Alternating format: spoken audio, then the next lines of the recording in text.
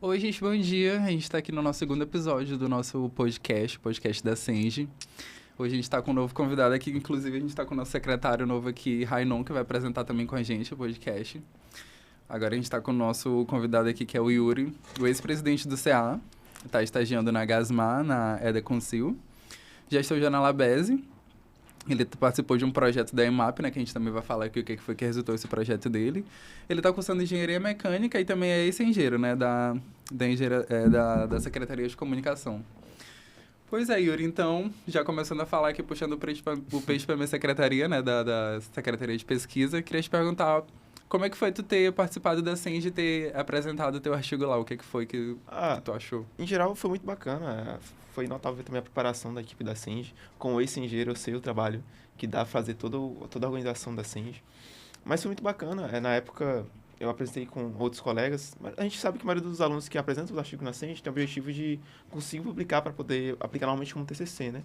O que mais acontece, né? Sim, Porque realmente a gente tem uma dificuldade de ter evento na área de publicação mesmo aqui em São Luís.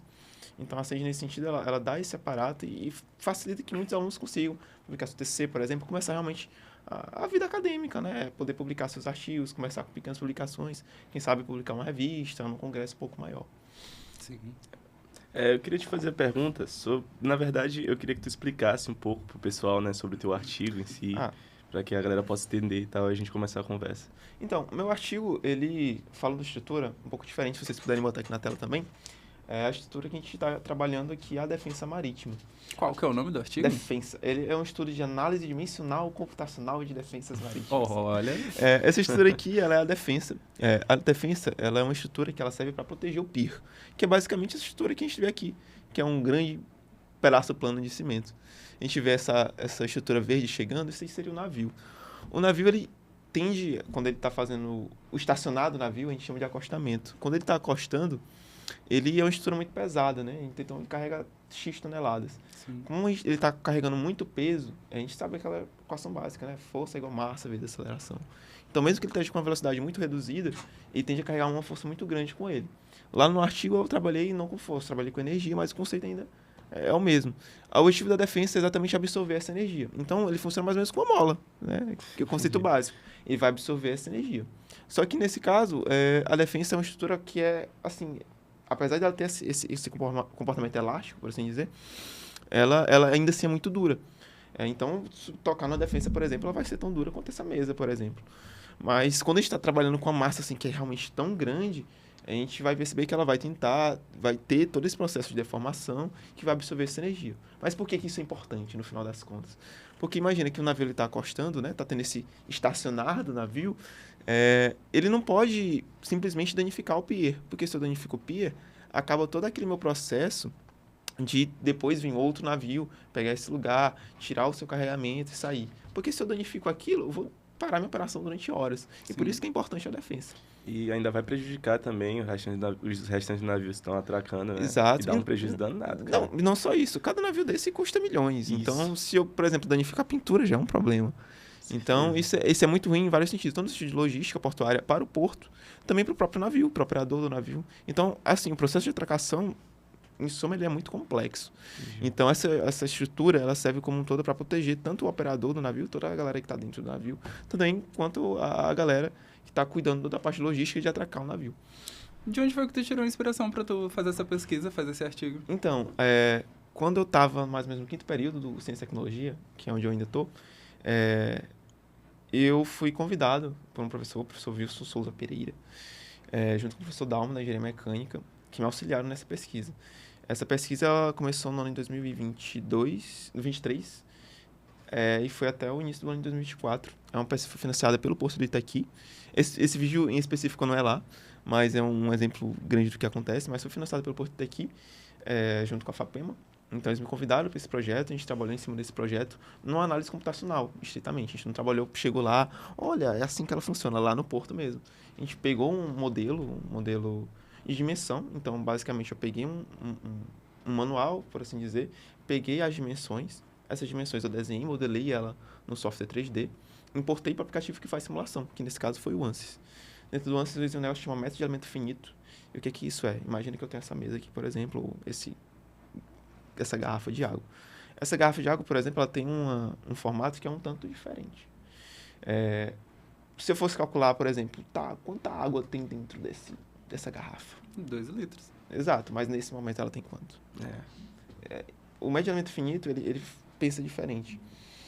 Se eu jogar essa garrafa no chão, ela vai quebrar, obviamente. Sim. Meu objetivo era saber quanto ela suportava antes de quebrar. Esse é o caso da defensa, por exemplo. Como é que eu faço isso? Para saber tanto que ela vai deformar, tanto que ela vai sofrer de força. Ele usa um negócio que parece aquela soma de rima que a gente vê lá em cálculo integral, lá no comecinho. Eu pego um objeto que é muito complexo, divido ele em N partes, por assim dizer. Eles chamam de elementos finitos porque eu tenho um número finito de elementos. Quanto mais elementos, mais preciso vai ser meu cálculo, mas também mais tempo de processamento eu vou precisar. Nesse caso, eu dividi essa garrafa, por exemplo, em N partes menores que facilitassem meu cálculo. Em vez de ter uma estrutura complexa grande, eu tinha várias estruturas pequenininhas de formato comum. Nesse caso, se eu não me engano, eu usei uma estrutura tetraédrica, mas eu posso dividir em pequenos quadrados, posso dividir em pequenos triângulos, posso dividir em N formas diferentes para que eu possa conseguir os melhores valores. A gente quer saber também quais foram os frutos, né, desse artigo que tu publicou. Perfeito. Depois que eu publiquei esse artigo na Senge, eu fui convidado pela revista Foco. Esse artigo foi publicado numa categoria de classe B2. Dessa pesquisa ainda, a gente conseguiu levar esse artigo para uma categoria internacional, que foi o Congresso Brasileiro de Engenharia Mecânica, que eu participei em Florianópolis. Eu levei, não o mesmo estudo, mas eu usei uma estrutura diferente, ainda de defensa, mas um modelo diferente de defensa. Levei para estudo lá também, acho que foi publicado lá.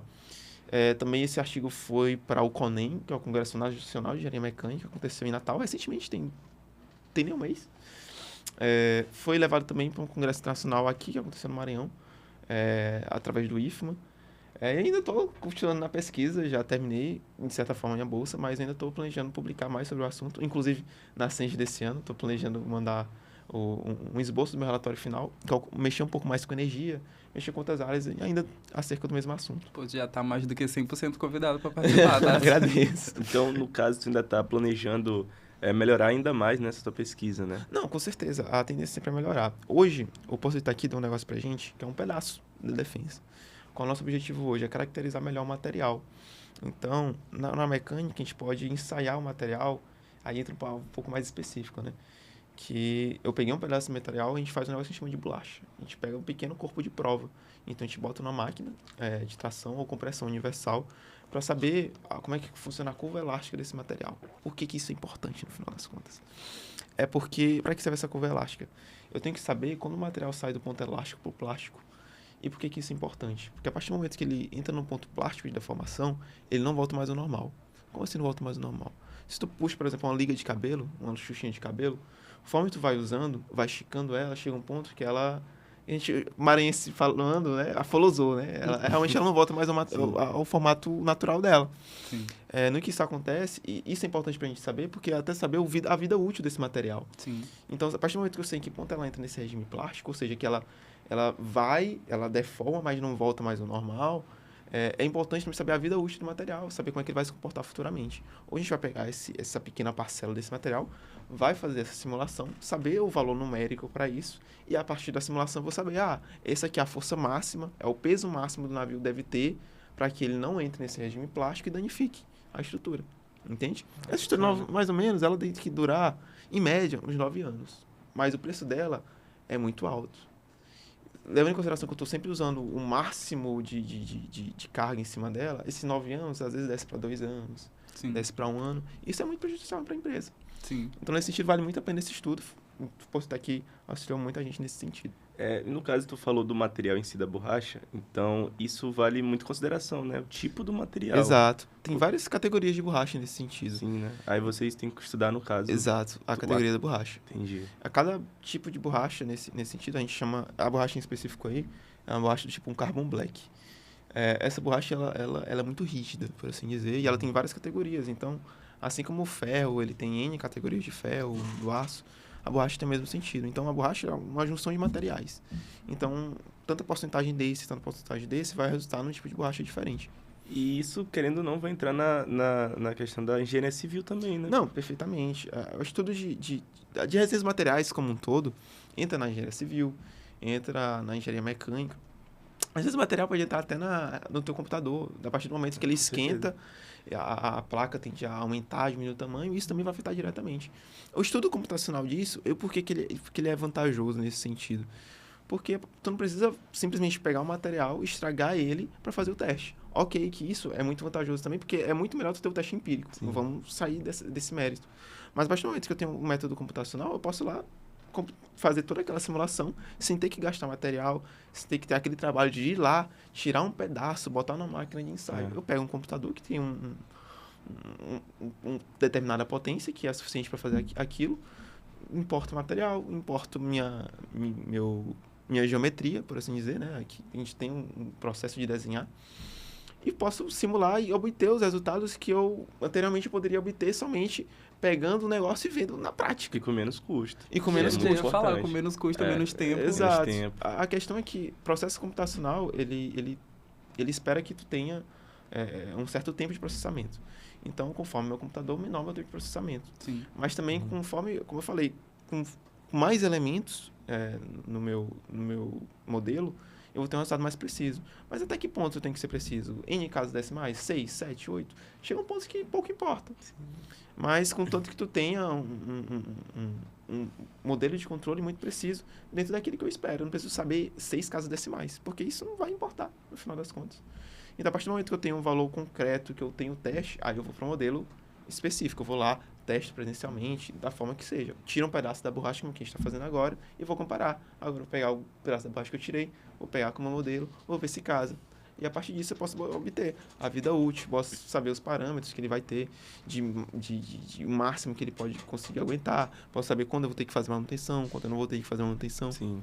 Nesse artigo, além disso, de determinar essa energia da locação, de pegar a defensa e calcular a tensão e deformação, que foi o alvo do estudo, a gente também calculou a distância entre as defensas, também é muito importante. Aí no trecho do vídeo, vocês veem também que eu vou ter um certo distanciamento entre as defensas. Isso também está diretamente afetado a esse assunto. Ao cálculo de energia, ao tipo de defensa. Tudo isso é relativo e é muito importante lá para o porto. Na época, o nosso estudo foi em torno do BC-98, que está sendo construído agora. O BC-98, ele obviamente vai ser construído, vai precisar das suas defensas também. A partir dos navios que eu estipulo que ele vai querer atracar lá, vamos supor que seja um navio que tenha granel líquido, vamos supor. Eu devo estipular qual é o máximo de carga que eu espero que ele tenha, e a partir disso eu determino o modelo de defesa. Interessante. Interessante. Tu quer fazer uma pergunta? É porque eu tinha lido no artigo que tu tinha falado que tinha um dos portos que estava fechado do... Isso, se eu não me engano, é o 107. Eu não vou me lembrar o número agora. Eu agora mas- confesso que eu também não vou lembrar. Se eu não me engano, o Porto daqui ele tem uma faixa costável, que é uma faixa de estacionamento, por assim dizer, Sim, de pouco mais de 2 km. Como os navios são muito grandes, isso acaba sendo até pouco. sim. Se eu não me engano, são 7 berços operacionais. Um desses berços acabou saindo dessa área operacional, salvo engano, porque foi construído um outro berço. E esse outro berço, ele deixou inoperante esse anterior, até porque não tinha mais tanto sentido a existência dele. E também, lá no Porto aqui tem uma vantagem muito grande, que é, pouco depois do Porto, pouco à frente, na verdade, a gente tem uma pequena ilha. Agora eu não vou lembrar O nome, né? o nome dessa ilha, mas é um negócio muito reduzido. E eu vi, essa faixa reduzida evita a dragagem. O que é a dragagem? É quando tu pega uma máquina e vai raspar o fundo do rio, do lago, que seja. Pra poder dar mais espaço para os navios Exato. atracarem. Exato. Quando em outras empresas, por exemplo, em outros portos, a gente tem muito essa questão da dragagem. É porque é para fazer com que o sedimento, às vezes, cai. Simplesmente a maré traz o sedimento, Sim. faz com que o berço fique ainda mais raso. Isso não é objetivo. Quanto mais fundo, melhor, na verdade. É. Porque, bem, mais carga eu posso trazer. Nesse sentido, por conta dessa pequena ilha, o berço ele se torna muito melhor, porque evita esse processo de dragagem, que é muito caro. Imagina tu fazer isso com 15 metros de profundidade, 16, 17 metros de profundidade. Isso é muito melhor, tanto para o contexto de custo-benefício do porto e o trabalho, porque, por exemplo, se eu estou fazendo esse processo, eu vou ainda operar aquele berço. Mas o ponto importante é que é o berço, né? Coisa que eu acabo esquecendo de falar. Imagina que tu tem um estacionamento, né? Assim que eu entendo, o porto é um grande estacionamento, só que de navio. Sim. Tu tem lá as vagas no estacionamento A, B, C e D. Uhum. O berço é exatamente essa vaga. 99, berço 100, 101, 102. São essas vagas de estacionamento. Só que a vaga do navio. Então a gente pode pensar como porto exatamente como isso. É um grande estacionamento. Assim como um shopping tem seu estacionamento. O porto é esse estacionamento pro navio. Só que a gente vê nesse sentido, como eu vou ter uma operação muito mais complexa, porque a gente está falando de estrutura muito maior, em N sentidos. Caramba, interessante.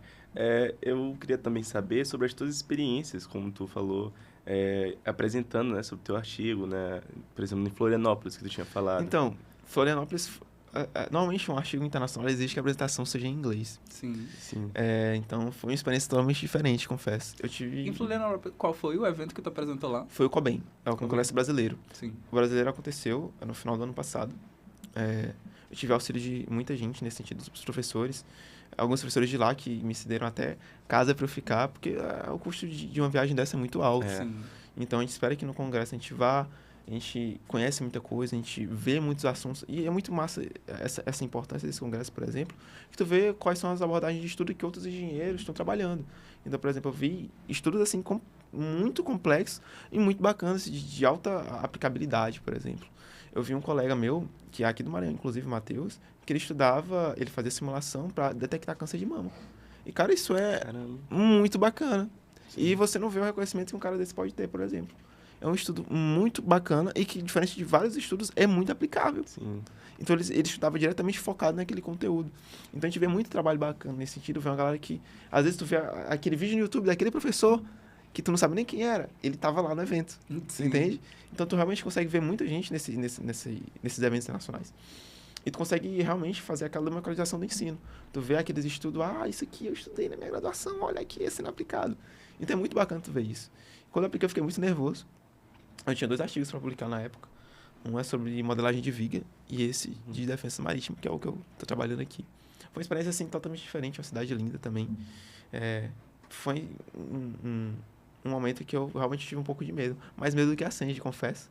Porque a apresentação em inglês, ela Sim, traz outro nível. ela né? traz outro nível de apresentação. Não sendo tua língua nativa, tu tem Não, que ficar nervoso. Demais. Mas, no final das contas, deu tudo certo. Acho que foi publicado. Os 2 artigos que eu apresentei, inclusive. Foi uma experiência, assim, realmente inovadora. Assim como deve ser, né? A gente espera que quando a gente tem essas apresentações, seja no Ascend, ou seja num evento menor, seja um evento maior, a gente realmente tenha essa primeira experiência em âmbito acadêmico. Na Ascend, por exemplo, eu vi um trabalho que ele falava sobre corrosão, que é totalmente aplicável em várias empresas. Sim. Trabalhos que falavam sobre aplicativos. A gente vê realmente essa gama de conteúdos, principalmente na Ascend.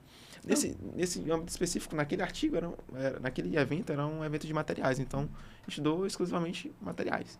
Mas a gente vê essa abordagem bem ampla em vários congressos, vários eventos que a gente tem aqui no Maranhão, como é o caso da Ascend. Sim. E o que eu acho incrível é porque, tipo, a gente faz um trabalho, escreve um artigo e nem imagina que depois de tudo vai dar tanto retorno assim. sabe? Exato. Eu acho ainda mais bacana do que isso. Não é só esse retorno nesse sentido, mas depois tu vê, nossa, meu artigo foi citado por tal pessoa. E essa pessoa, ela é relevante no cenário. Todo esse contexto, cara... Assim, em mim, dá um apertinho no coração de sentir, nossa, eu trabalhei 1 ano nessa pesquisa e realmente ela teve um fruto que pode ser relativo para um estudante lá do Pará, lá de São Paulo, chegar e publicar um assunto e ele me citou como uma voz de autoridade em cima daquele conteúdo. Eu acho que isso me acalenta um pouco o coração.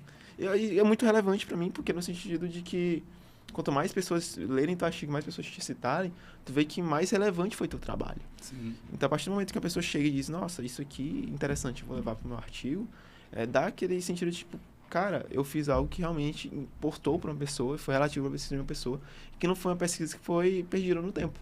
E, no caso, ele começa a dar credibilidade pro teu artigo. Com porque certeza, tem mais com pessoas certeza. utilizando, vão ver que ele é de confiança, entendeu? Não é à toa que ele foi convidado para a revista. Pois Hoje, eu penso muito na pós-graduação, né? E, ultimamente, estou fazendo os cálculos, né? De pontos para pós. Porque como é que funciona isso, né? Categorias de artigo, elas têm determinados tipos de ponto. E esses pontos podem valer para ti para tu entrar na pós-graduação. Porque elas têm uma concorrência para tentar na pós, né? Então, artigos internacionais têm 4 pontos. Revistas têm 10. Artigos menores têm 2 pontos. E assim vai. Hoje eu estou com média de 30 pontos. Na minha visão, é o suficiente para entrar no mestrado? Até é. Mas como eu quero entrar numa pós-graduação boa, realmente de qualidade, quem sabe um ITA, quem sabe um Unicamp, a UFSC, que foi uma universidade assim que eu me apaixonei, eu quero ter o máximo de pontos possíveis para entrar na pós-graduação. E eu vejo exemplos de alunos aqui do próprio Maranhão. Hoje tem o Cássio, que é um colega meu, que entrou agora para o doutorado. Ele começou o mestrado ainda durante a graduação, mestrado lá no IFMA, em materiais. Hoje ele está no doutorado lá na Holanda. Que assim, para mim é um exemplo de pessoa a se seguir, entende? Sim. Ele começou o mestrado assim que saiu do curso de Ciência e Tecnologia, né, que é o BCT. Terminou Engenharia Mecânica, logo, pouco tempo depois terminou o mestrado. Foi para esse congresso, inclusive, comigo, lá em Florianópolis. E hoje ele está na Holanda, fazendo o doutorado dele. Incrível, né? E eu acho isso, cara, realmente, para a realidade do aluno maranhense, cara, é algo de outro mundo. Porque não dá para tu imaginar que tu vai sair da graduação e do nada, nossa, tô no doutorado. Parece que é sonho, né? É sonho, porque o cara tá vivendo o mundo. Tá é. vendo as coisas, tá vendo as coisas acontecerem. E não só no brasileiro. Tu chega e vê, o que tá acontecendo no cenário internacional, o que as pessoas estão estudando, o que as pessoas estão pesquisando. Eu acho que nesse sentido, e ainda mais, nossa, essa universidade aqui, de tal lugar, olhou minha pesquisa e achou importante. Pois é. Então, porque tu é o estado da arte, né? Sim, perfeito. Então, a partir do momento que tu chega uma pessoa que às vezes não é nem do teu estado, não é do teu país, e para nem que sejam 10 segundos para ler teu artigo ou para ver tua pesquisa, realmente é uma situação muito satisfatória. Então, quando esse cara, por exemplo, que estava no congresso comigo, foi para Holanda, eu vi, cara, dá para fazer, é possível. Eu vi que, nossa, realmente, é uma realidade que é distante, mas não é tão distante, que dá para acontecer e dá para fazer. Óbvio que isso exige em aparatos, realmente, tanto financeiro, a gente sabe que a bolsa não é tão alta, a gente sabe que às vezes a universidade, querendo ou não dá aquela estrutura que a gente pelo menos precisa. Deveria ter. Cara. Exato, mas eventos assim, eles fazem com que a gente dê o primeiro passo e possa estar, por exemplo, indo para um doutorado na Holanda. Agora deixa eu te perguntar, como foi que tu escolheu fazer esse curso de mecânica? Cara, antes de entrar no curso de Ciência e Tecnologia, né, e hoje que eu tenho interesse em mecânica, eu naveguei entre as graduações. Antes de entrar no curso de Ciência e Tecnologia, eu fazia Direito. Eu passei por música, eu passei por contábeis. Caramba, cara. Passei por engenharia química. Assim, foi um período bem... Eu estava bem indeciso quando eu saí do ensino médio. Eu sempre sabia que eu gostava de abrir carrinho, eu gostava de ver como as coisas funcionavam, mas eu sou do interior, então não tinha curso técnico para estar enriquecendo o conhecimento da gente nesse sentido. Mas eu sempre fui muito curioso. E quando eu vim para cá, eu fiquei naquela dúvida. Nossa, eu vou fazer engenharia, vou seguir o que meus pais acham que é melhor. E acabei na engenharia. E na engenharia eu fiquei naquela dúvida, cara, são tantas engenharias. Tu tem mecânica, tu tem química, tu tem civil, tu tem elétrica, tu tem ambiental. Eu fiquei muito naquela de, nossa, eu quero ir pra engenharia elétrica, mas fiquei, nossa, mas eu gosto da eletrônica. E a eletrônica é um pequeno passo da elétrica. É. Então é um mundo ínfimo. Sim. Pensei na química, assim que eu entrei no curso de Ciência e Tecnologia, eu consegui passar pra engenharia química. Conversei com meus professores e eles, olha, se tu achando que tu vai entrar na engenharia química, ver só química, tu tá enganado. Então eu tive conversa com muita gente que tinha uma voz de autoridade no assunto. Até que eu parei, entrei pro BCT e disse, não, vou fazer aeroespacial. Eu quero seguir nessa área. E andei, fiz algumas cadeiras da área, até porque a gente tem essa oportunidade no curso de Ciência e Tecnologia, né? Sim. A gente tem essa oportunidade de fazer o núcleo comum, né? Uhum. Que são aquelas cadeiras de cálculo, e navegar entre as engenharias, que são as cadeiras da área técnica. E quando eu entrei na área técnica do curso de aero, eu me vi um pouco do que eu esperava. Não era muito o que eu esperava. Eu imaginava mexer na parte mais estrutural. E eu me desiludi, já que era uma área um pouco mais voltada para a computação, que eu não tinha tanta afinidade. Nesse sentido, eu acabei indo para a mecânica e dela eu não saio mais. Já trabalho na área hoje. E quero muito continuar trabalhando na área, é algo que eu gosto muito.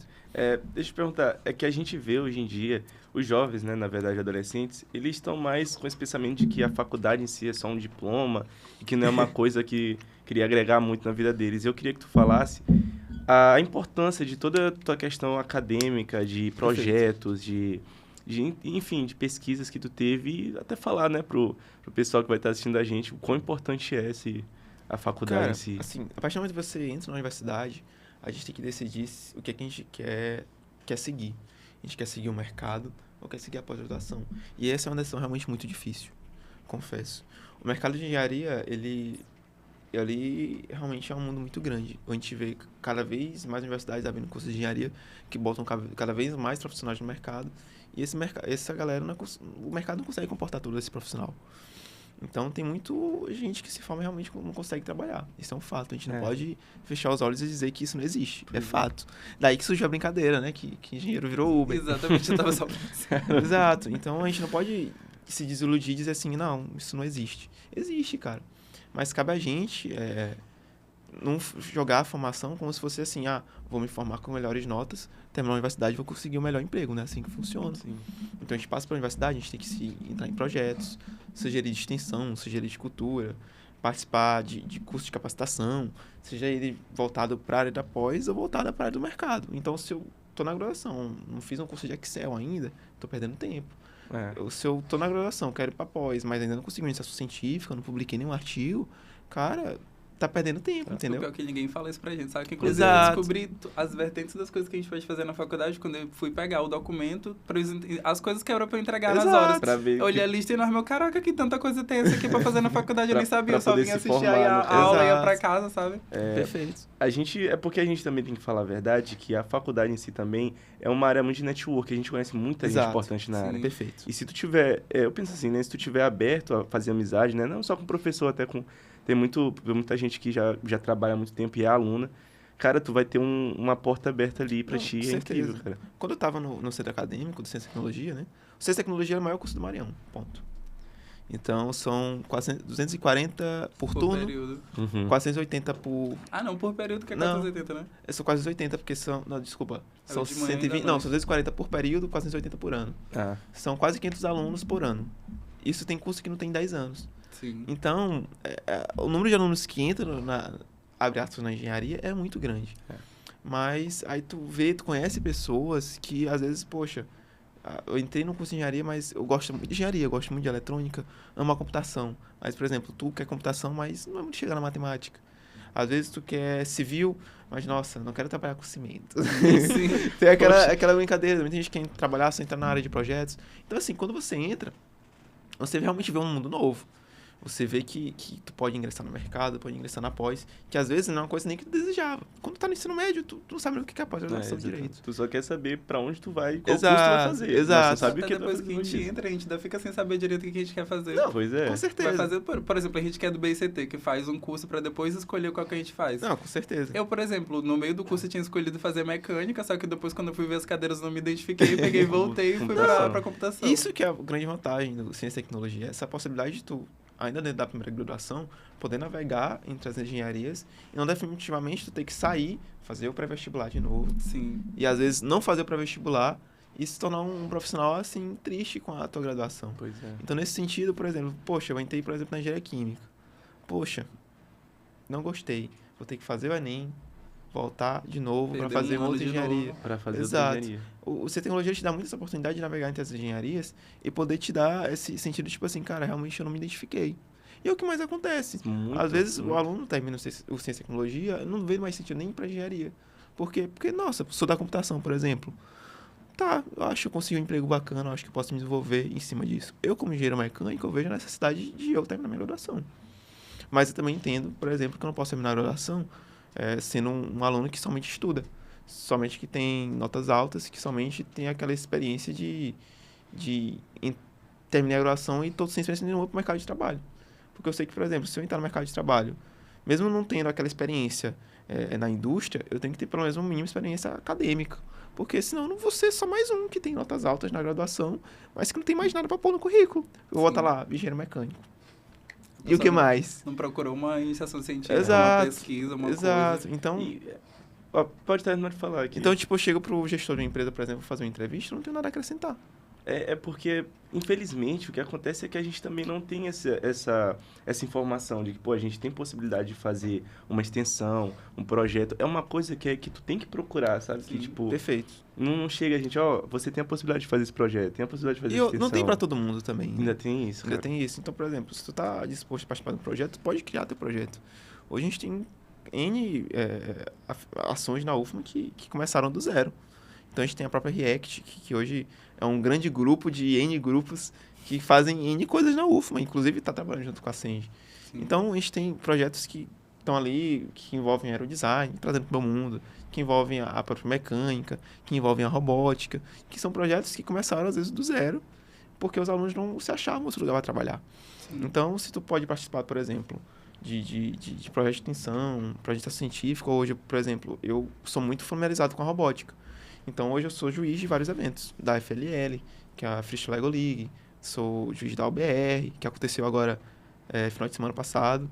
Então, assim, esse tipo de coisa, tu bota no teu currículo, nossa, eu sou juiz de robótica. Olha, me traz pelo menos uma voz de autoridade dizer que eu entendo do assunto. Sim, com certeza, Entende? pô. Então, por exemplo, eu participei de um projeto que é no Porto de Itaqui. Então, se eu participei desse projeto, eu tenho pelo menos um mínimo de vivência dentro daquele conteúdo ou daquela área que pode ser ou não relevante para a empresa. Então, nesse sentido, te ajuda bastante a entrar no mercado ou mesmo na pós-graduação. Se tu entra na pós, tu vai entender que tu vai saber, quando a gente estava comentando, né? Tu vai saber cada vez mais de assuntos mais específicos. Exatamente. Então, começa a ficar cada vez mais nichado. Então, se tu começa a estudar pequenos conteúdos que começam na iniciação científica, que é 99% das vezes começa na iniciação científica, no que a gente conhece como PIBIC, o PIBIT, te dão o início daquele conteúdo para tu ter uma experiência de como é que eu escrevi meu primeiro artigo, o que eu devo ter, até aquele básico. Tá, como é que eu pego uma referência, onde eu devo pesquisar, quem eu devo saber, o que eu devo ler. São aqueles conceitos básicos que a gente tem que começar a entender ainda dentro da graduação. Porque tu sai da graduação, para começar a publicar, tu já está atrasado em relação a 90% dos outros alunos. E na maioria dos casos, quando tu sai da graduação, tu já precisar do dinheiro para outro, já tem que estar trabalhando, entendeu? Não, perfeitamente. E aí tu não vai ter aquele tempo que tu teria na graduação para tu fazer um projeto e publicar um artigo. A realidade dos alunos é que, assim, hoje em dia a gente está num mundo que você precisa trabalhar. Fato. Desde cedo, cara. Perfeitamente. Mais cedo, Só que na engenharia, vamos supor, teus pais aqui disseram assim, cara, eu quero que tu só se forme. E eu vou te dar aparato pra tu não ter que trabalhar e só foque na tua graduação. Poxa, bacana. Mas já tu só se forma e não tem experiência nenhuma com o mercado. Às vezes, tu realmente ter essa experiência, mesmo que seja baixa, ou mesmo que seja só dentro da própria universidade, é vantagem pra ti, não é desvantagem, como a maioria das pessoas veem. Porque a gente entende que quando a gente termina a engenharia, em vez de te contratar como engenheiro, ganha 9 mil de cara. Sim, que é o sonho de todo mundo. Que é o sonho de todo mundo. Vou escolher Mas engenharia, isso eu não vou ficar existe. rico. Isso não existe, gente. Então, por exemplo, você vai começar com cargo de assistente de engenharia, auxiliar de engenharia, gerente de projetos, coordenador de tal coisa, até chegar no cargo de engenheiro. Sim. E assim, chegar naquele salário sonhado de 10, 12, 14, às vezes mais, juntando com hora extra, que realmente fica um salário muito bom. Mas se tu realmente não começa a trabalhar cedo, tu vai se desenvolver isso muito tarde. E aquela coisa, quem começou tarde está atrasando em relação aos outros. Sim. Então, hoje, por exemplo, eu trabalho em 2 empresas. Tento conciliar o máximo com minha graduação. Mas eu entendo que, por exemplo, se não fossem esses trabalhos que eu publiquei, se não fosse a experiência que eu tive ainda dentro da própria graduação, eu não conseguiria. E perderia a vaga para outra pessoa. Então, nesse sentido, por exemplo, quando eu fiz meu seletivo de estágio, que fui para entrevista, que é aquela nossa primeira entrevista que a gente fica assim, nossa, será que vai dar certo? Será que não vai dar? Aquele nervosismo. Doido. Eu fiquei, nossa, quais são os requisitos que a empresa está pedindo? Cara, tava lá, bem claro. Conhecimento de CFD, que é um método de simulação. Tava conhecimento de ferramentas básicas, né? Excel, a base Power BI, que se espera que o aluno que está entrando no mercado de trabalho tenha. E conhecimento de quê? Artigo científico publicado. Por que esse artigo científico? Que eles esperam que tu tenha um mínimo de conhecimento de redação técnica, que é o que eles botam até no requisito, né? Essa redação técnica é importante para tu enviar um documento para uma empresa, para tu fazer um memorial de cálculo, que é muito comum. Fazer um relatório Sim. que seja. Tudo isso até para tu enviar um e-mail, cara. Espero que tu tenha um mínimo de saber em cima desse conteúdo. Então, por isso que eles pedem, por exemplo, essa questão dos artigos. Outra empresa que eu já trabalhei, eles já não pediram isso. Já pediram, cara, eu quero que tu tenha experiência. E aí, o que é que tu já fez? Mandei meu portfólio. A partir disso, tá, mas tu te garante? Tu te garante? Eu jogo nos peitos do pai.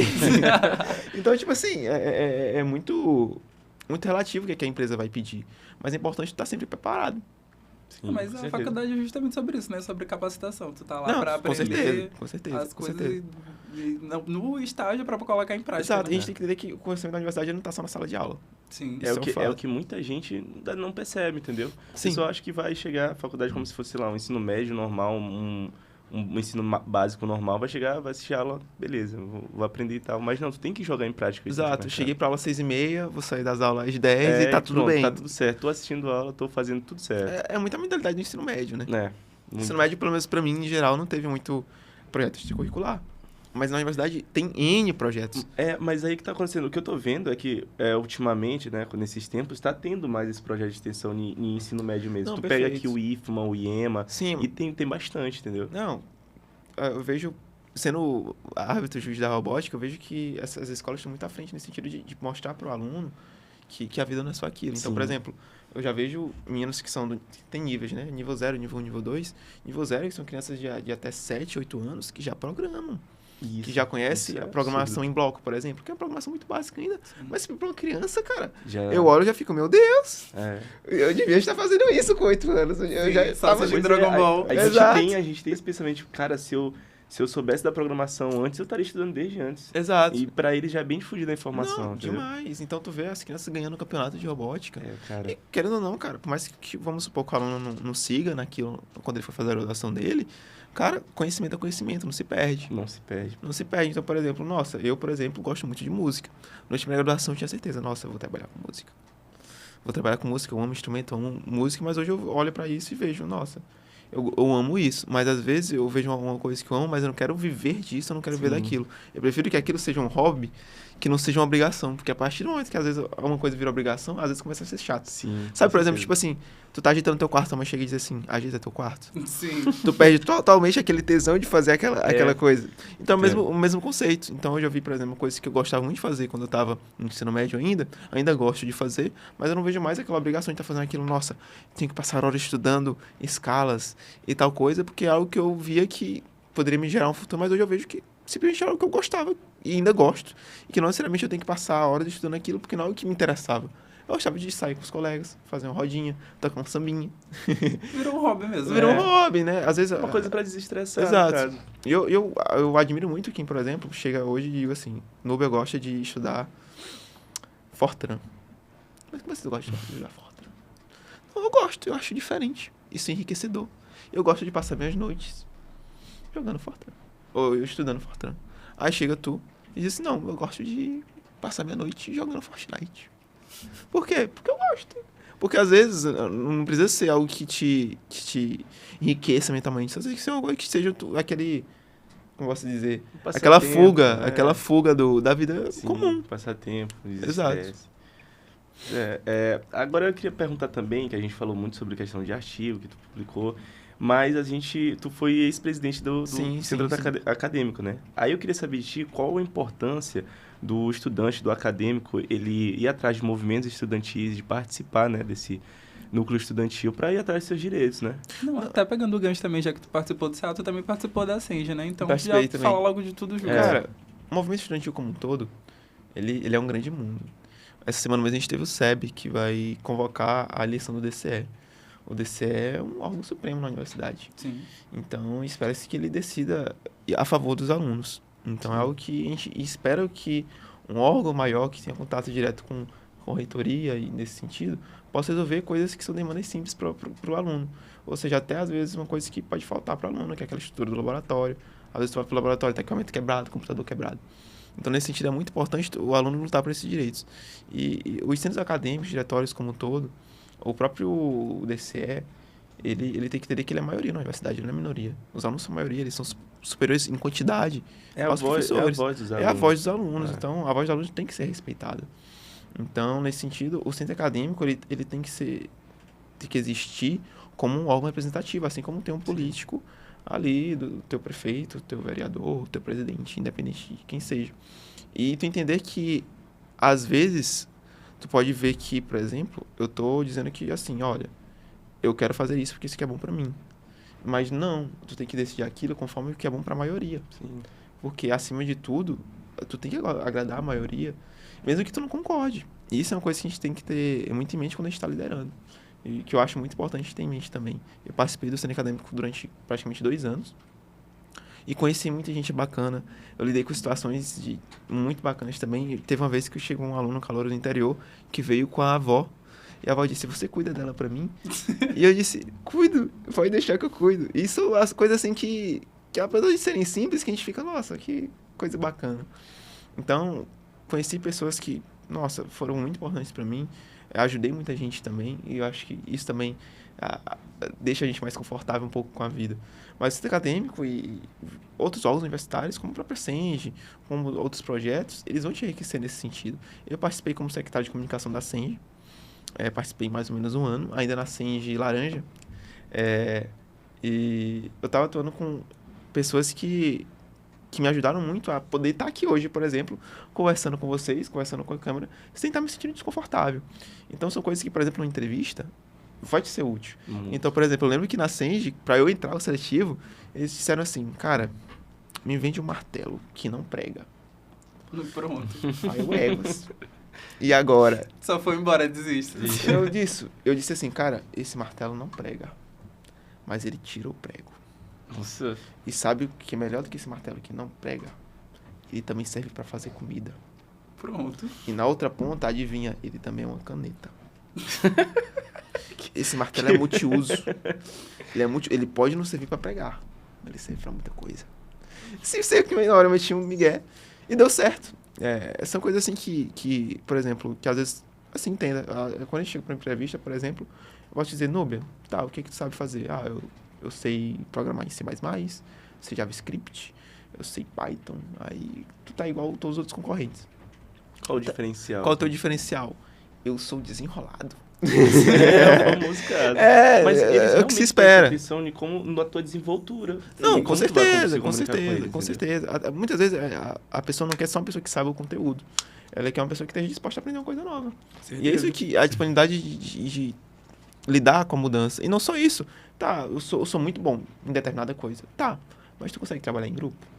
Tá, mas tu consegue resolver problema, fazer uma conversa? Isso. Tu consegue pegar uma demanda que às vezes nem é da tua área, mas tu consegue resolver isso aqui pra mim? É uma coisa que sempre vão valorizar. Então, por exemplo, quando eu comecei meu estágio, por exemplo, ainda na Gasmar, era um mundo totalmente novo. A Gasmar, ela mexe com gás natural.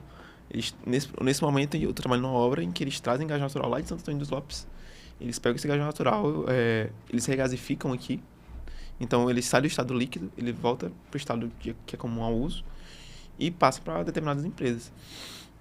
Isso é um processo totalmente complexo, muito complexo, que existe uma planta muito complexa e que é uma coisa que a gente não vê na graduação, cara. É um mundo totalmente novo.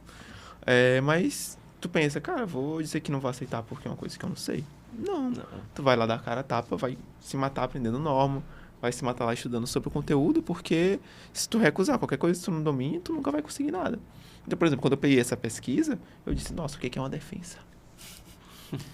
Meu Deus, e agora? Eu vou fazer o quê? Eu vou estudar sobre o conteúdo? Vou ter que estudar. Porque senão, se a gente ficar... Se você sempre for atrás da oportunidade da facilidade, perfeita, tu não vai conseguir nada. Eu tenho que pegar uma área que eu saiba, vai ser muito complicado. Não, muito complicado. Então, a gente tem essa desenvoltura para saber lidar e realmente dizer assim, nossa, não é porque eu não sei que eu não vou correr atrás, não é porque eu não sei que eu não vou tentar fazer, que senão tu vai fechar muita porta. Então, por exemplo, quando eu peguei essa pesquisa, nossa, e agora? Como eu vou fazer isso? Não sabia o que era mapeamento finito, não sabia lidar com vários cálculos que estavam na pesquisa.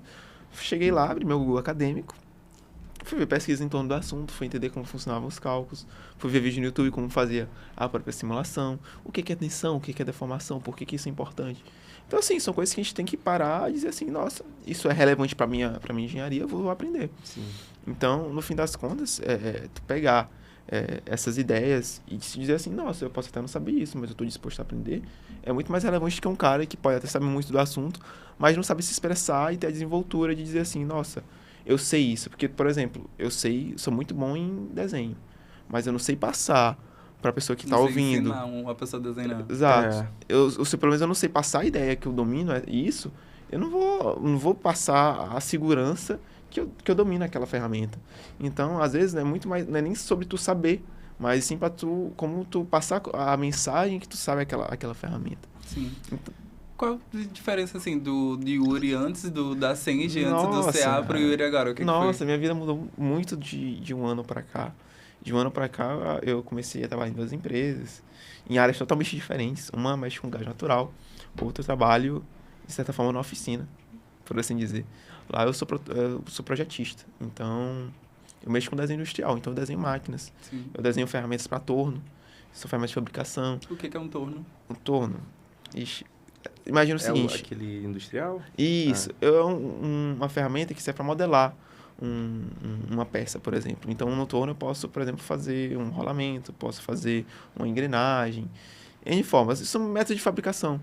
Então, o torno é uma ferramenta que gira, tu vai tirando cavaco que é tipo restos da peça. Vai desbastando ela. Isso, desbastando. Sim. Até ela ficar no formato, no tamanho que tu precisa e conseguir aquela ferramenta que tu quer. Isso é muito importante para fabricação e para isso precisa de projeto. É exatamente isso que eu trabalho.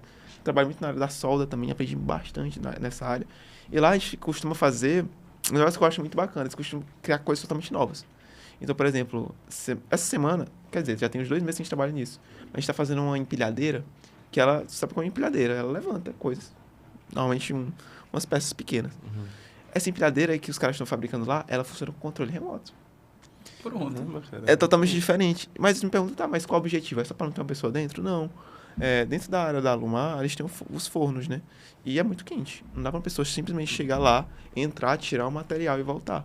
Então, o que eles fazem? Eles pegam essas máquinas que funcionam com controle remoto, vão lá, tiram o material e voltam. Então, assim, é uma coisa que está diretamente relacionada com a robótica, que é uma coisa que eu trabalhava na graduação, quando eu ia para projetos da UBR, da FLL, quando eu gostava do meu estágio, por exemplo, quando eu trabalhei no Labese, trabalhando com Arduino, coisas que eu trabalhei. Então, coisas que eu, naqueles projetos, eu já tive a noção para levar para o mercado. Poder aplicar, né? Poder aplicar. Então, trabalhei com ferramenta de fabricação. Hoje eu vejo muito a área da solda, por exemplo. Sim. São coisas assim que realmente te trazem para a vida real. Eu trabalhei com coisas também, nossa, tubulação. E aí? Tubulação. E aí? Agora, como é que faz tubulação? Trabalhei com muito estudo de norma, ISA 5.1, NR12, NR13, que em forma geral, engenheiro tem que dominar. Eu não cheguei nesse nível ainda, mas normas fazem parte, a gente tem que seguir, e são ferramentas de segurança.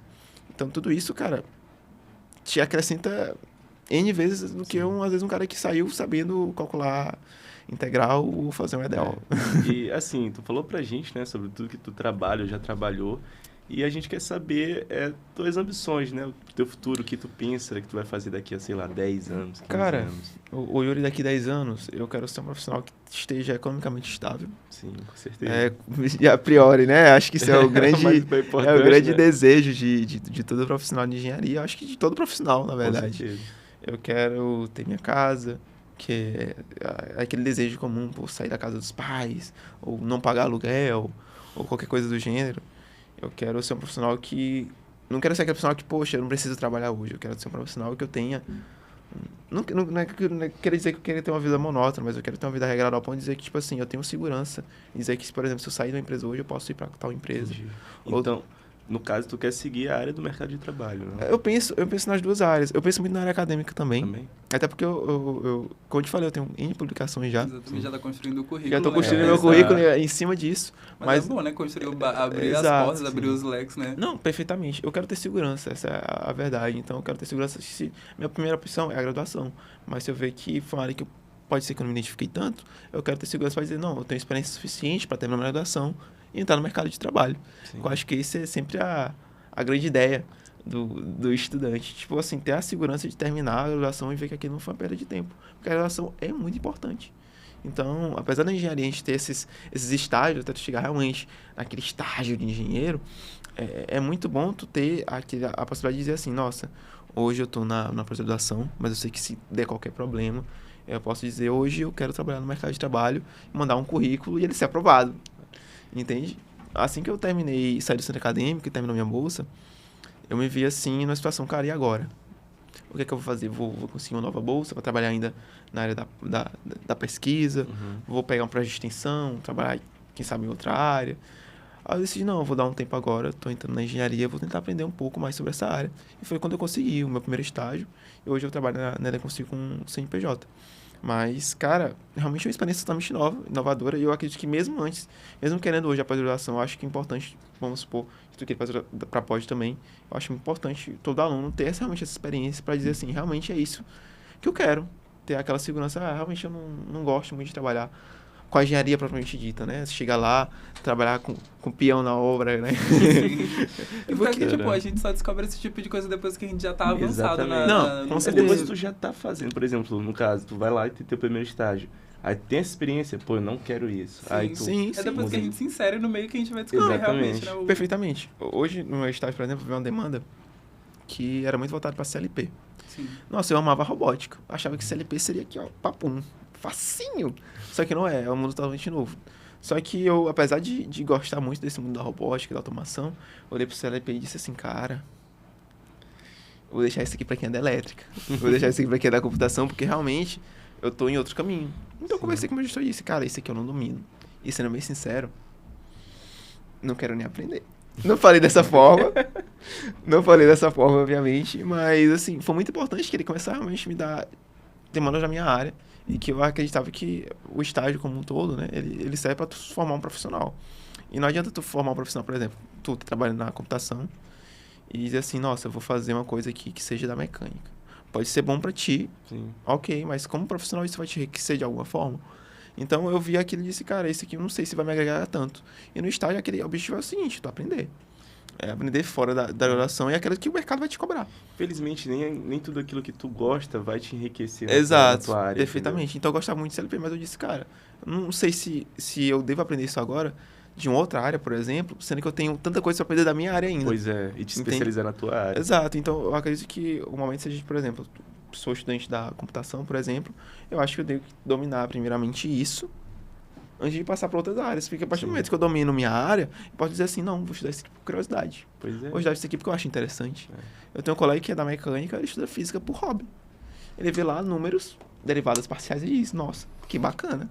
Não é algo que eu olho e digo assim, nossa, quero isso, essa leitura de manhã cedo. Admiro muito. Admiro muito, mas eu não gostaria de manhã cedo acordar e dizer, nossa, que derivada parcial bonita.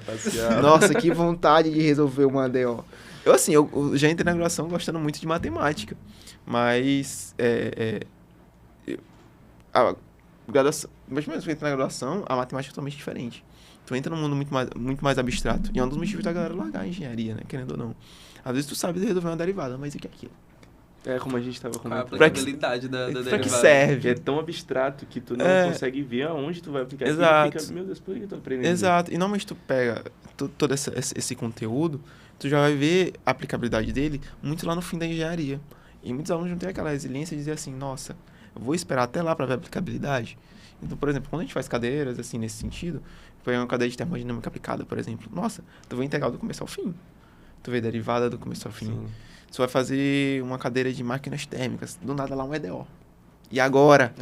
Se tu não realmente dominou aquele conteúdo, quando tu chegar no conteúdo que realmente é da tua área, tu vai sentir dificuldade.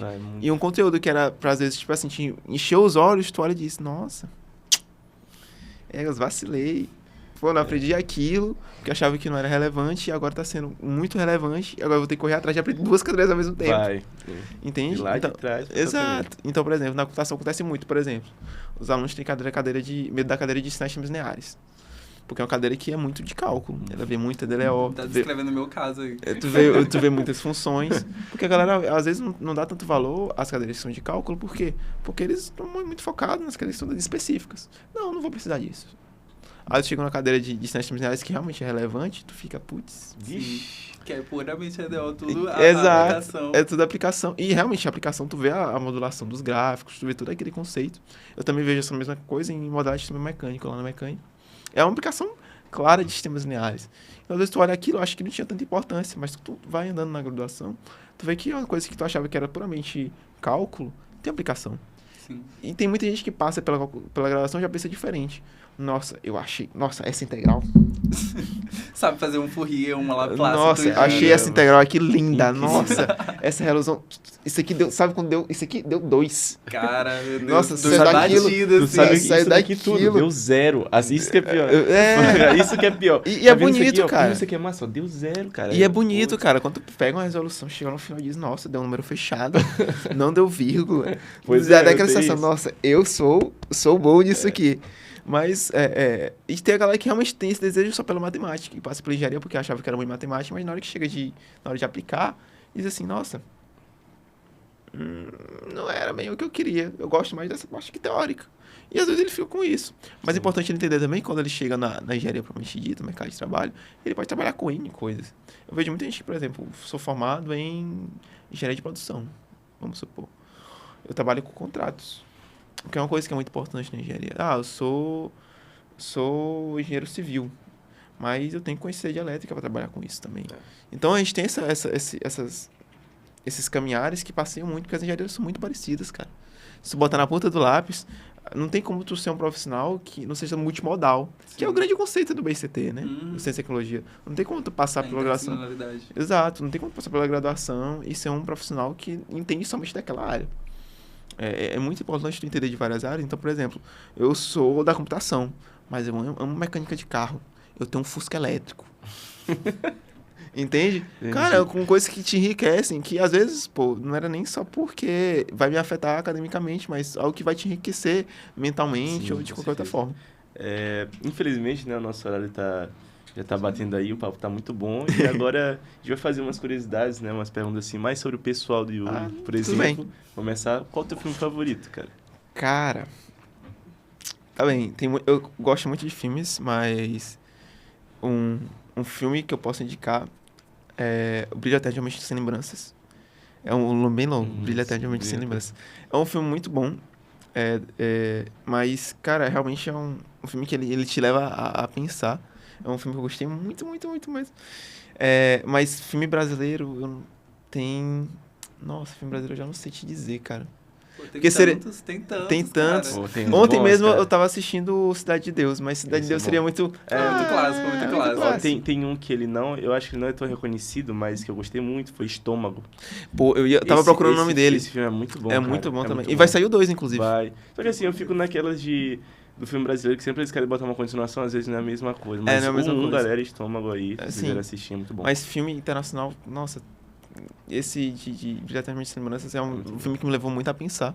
Mas eu tenho um filme que é muito pessoal meu, por conta de um contexto que é Bang Again, que é um filme que fala a história de um produtor fracassado, produtor de filme? música, Ah. E ele começa a gravar música no meio do quintal dele, por exemplo. E sai umas músicas muito bacanas. Eu gosto muito desse filme porque eu gosto muito do som das músicas desse filme também. Sim. Então, por exemplo, eu gosto de ouvir a trilha sonora desse filme. São coisas que eu gosto muito. Acho que o que eu tava pensando aqui, um anime que eu tava assistindo recentemente que eu gostei muito foi Pluto, que é uma remasterização de Astro Boy. Que eles pegam, dão uma repaginada na história, é bem interessante o anime, é bem bacana. Astro Boy é aquela animação? que tem? Daquela animação antiga. Eu vou dar uma olhada nisso daí. Aí eles fizeram uma coisa mais dramática, assim, não foi uma coisa tão infantil quanto era a original. Uhum. Mas anime eu confesso que eu Não assiste muito? não acompanho Não muito. acompanho muito. Eu tô tentando acompanhar os filmes do estúdio Ghibli. Sim, Ah, são todos bons, são cara. muito bons, cara. E se eu te falar que eu não Tem aquele- gostei? O quê? Cara, Eu qual que tu gostei, assistiu? cara. Qual que tu Gente, para a assistiu? gravação. Eu, acabou. eu assisti Castelo Animado. Comecei a assistir também... esqueci o nome dele. Pônio. Pônio. Qual é aquele O da Chihiro também. Dos vagalumes, Ah, eu não me lembro. Cara, diz que é dois irmãos que estão no meio da guerra. Esse filme é muito triste, velho. Esse eu não acho que eu não assisti. Eu me esqueci Eu o nome sei qual dele. é. Mas cara. confesso que eu não gostei muito. Minha namorada quase me mata por conta disso, mas eu não gostei muito. E de artista da música? Cara, música eu sou muito aleatório nesse sentido, porque eu sou um aprendiz de músico, né? Mas música internacional tem uma banda que eu gosto muito, que é Eden. Assim, sem dúvidas, é a minha banda preferida. Eu conheço, assim, de qual todas as músicas deles. É uma música muito voltada para a área eletrônica, mas eles fazem umas coisas muito diferentes, voltadas para um rock meio louco. Eu gostava muito de Linkin Park também. Até pouco tempo muito bom, escutava muito Linkin Park, como um tipo cara de cabelo grande. Mas brasileiro, eu escuto Zimbra, que é uma banda que eu gosto muito. Uhum. E escuto também Lau e Eu. Pô, cara, o cara é realmente um cara diferenciado. Tem umas músicas bem diferentes. Eu aconselho vocês a pesquisarem. Mas é bem alternativo. Qual era o nome mesmo da música que você tinha falado pra gente, né? Cara, anteriormente? Tem muitas Ao músicas. Eu? É aquela Lau e Eu grande. ele tem uma música que chama... Cara, tem muita música diferente dele. Mas... eu poderia dizer... Está Vivo é Bom, uma música ótima dele. Mas eu sou um tipo de cara que, tipo assim... eu tenho um cantor preferido, mas eu tenho fases. Que eu digo assim, nossa... Sim. essa é a minha música preferida do mês. Tem uma música que chama Drão. Que eu esqueci o nome do autor agora. Que eu tô escutando muito agora. Drão? Drão. Qual o gênero? É MPB. Ah, Mas que eu tô escutando muito essa semana. Acho que essa semana em específico essa é a minha música preferida. E tu, Renan? Diz também um de cada aí. de quê? De música? De todos, uma música, um filme. Ó, de música, assim, brasileira, eu gosto muito de Engenheiros do Havaí. Sim. Que é clássico, eu Pô, gosto de sim, Pizza sim, Highway. sim. E internacional, cara, atualmente eu tô escutando, assim, muito no aleatório. Agora, assim, Kanye West, eu gosto muito de Kanye West, tô escutando Kanye agora, West. então. E de filme, eu gostei muito de um filme que me marcou agora, que foi Moonlight, sobre a luz do luar. Sim, esse filme é muito bom. Muito Não bom, assisti. muito bom, cara. Eu Não, assisti verdade. que eu vi que ele tinha ganhado o Oscar, aí eu peguei pra assistir, cara, esse filme é incrível, muito incrível, eu recomendo todo mundo assistir também. E brasileiro, como eu falei, Estômago. E Estômago tu? realmente é muito bom. Foi só isso que eu falei mesmo. O Pluto, que eu acho muito bom. Acho que tipo de música eu gosto bastante de Muse. Acho que é a minha banda favorita. O Pluto, ele é um filme em forma de... Não, é anime. Se eu Ah. não me engano, são 8 episódios, sabe? Ah. Cada um tem, acho que, 50 minutos, sabe? Mas é bem bacana, bem bacana. Filme de anime, eu assisti aquele Your Name. Sim. Esse aí também é muito bacana. Eu não Depois você costumo assiste. assistir anime, confesso. Não, mas ele é meio que... Ele é filme, só que desenho de anime. Só que é Sim. muito Ah, boa a sim, história. sim, sim. É muito boa a boa história. mesmo. É isso que tu vai querer encerrar? Bom, gente, acho que é isso, né? Agora a gente vai estar aqui encerrando o nosso podcast. Agradeço vocês terem assistido a gente e até a próxima. Inclusive, gente, outra coisa, vamos se inscrever na Senge, tá? Ele vai estar acontecendo da semana de dezembro, do dia 2 até o dia 6. Perfeito. Já tá abertas as inscrições lá, tá? No site da Eventtree, Senge MA. E é isso, galera. Até tchau. Tchau, tchau, gente.